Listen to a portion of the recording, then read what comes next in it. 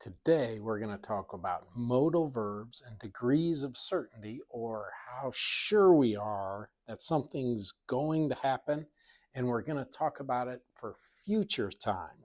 This is a part of a series about modal verbs, so check out the playlist in the description. Also, if you want a worksheet to fill out and help you with note-taking while you watch this video, there's a link in the description to a worksheet that you can download, print, and use. Let's get started. Check out this bracket for a basketball tournament.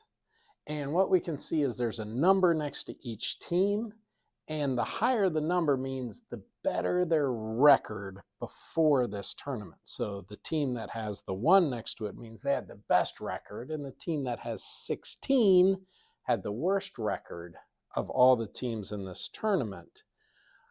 Let's look at numbers 8 and 9. And 8 and 9 is Florida Atlantic and Northwestern. So they have about the same record. So I don't know who's going to win the game. I'm about 50% sure it could be Northwestern, 50% sure it could be Florida Atlantic.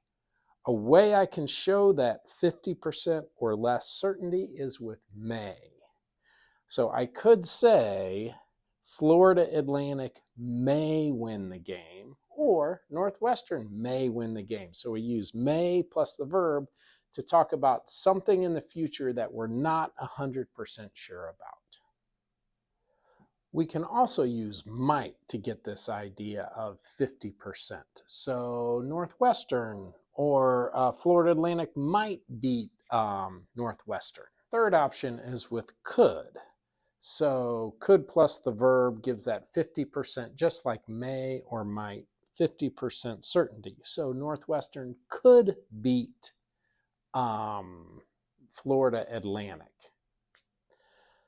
Let's move on and talk about when we have about 90% certainty, or we expect something to happen. In that case, we can use should. Here I have Iowa State, which is a 2 seed, so they have a very good record. And then South Dakota State is a 15. So I'm 90% sure Iowa State wins that game.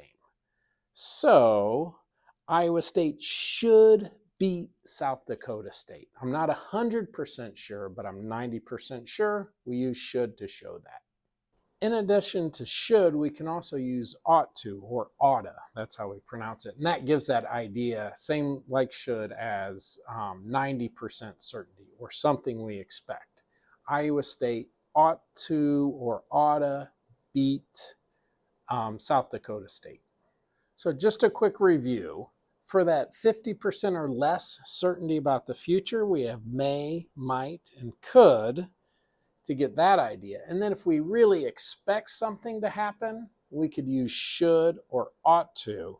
If I'm 100% sure, for example, if I have the University of Kansas basketball team playing this basketball team, which is a bunch of kids, I'm 100% sure that the University of Kansas wins that game.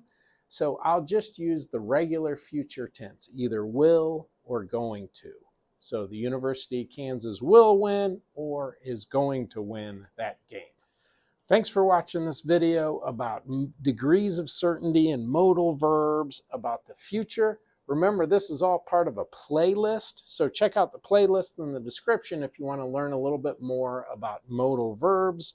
Also, please subscribe to my channel and share it with your friends if you find it useful. Leave me a comment if you like this and give it a thumbs up. Have a great day.